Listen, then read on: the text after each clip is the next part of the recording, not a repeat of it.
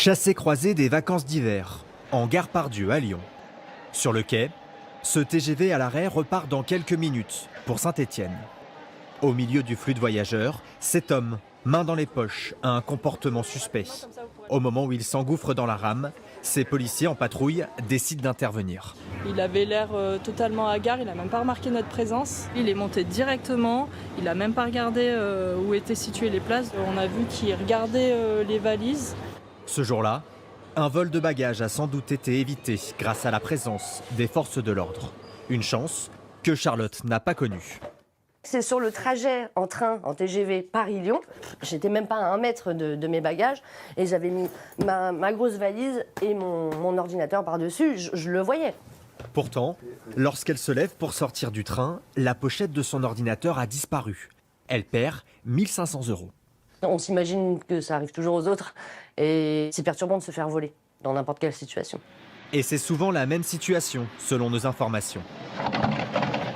Au moment où les trains marquent un arrêt de quelques minutes en gare, avant de repartir, le voleur en profite pour monter dans la rame et prendre un bagage avant de ressortir. Bonjour monsieur, regardez le plus près de vous, on sait jamais. Les gares routières ne sont évidemment pas épargnées. Bonjour madame, votre destination? Cela fait 16 ans que Ludovic Dos Santos est chauffeur d'autocar. Depuis quelques années, il doit être particulièrement vigilant lorsqu'il arrive à destination. De l'autre côté, comme vous pouvez le constater, j'ai fermé les soutes pour éviter justement les vols. Il y a quand même eu ces derniers temps malheureusement beaucoup de vols. Et ce n'est pas Alice qui va dire le contraire. Victime d'un vol à peine une semaine plus tôt. Depuis, elle ne met plus rien de valeur en soute et prend toutes les précautions. Je garde bien mon sac sur moi et je le mets pas sur le siège à côté ni rien. Et j'essaye bien de le tenir comme ça. Si je m'endors, je risque pas de me le faire piquer comme ça. En 2022, selon les chiffres du ministère de l'Intérieur, près de la moitié des vols dans les transports en commun ont eu lieu dans les bus et les tramways. À Lyon, deuxième ville la plus touchée de France par ce phénomène, les traceurs connectés à votre smartphone se vendent très bien. Je vais le placer, par exemple ici, dans un sac à dos.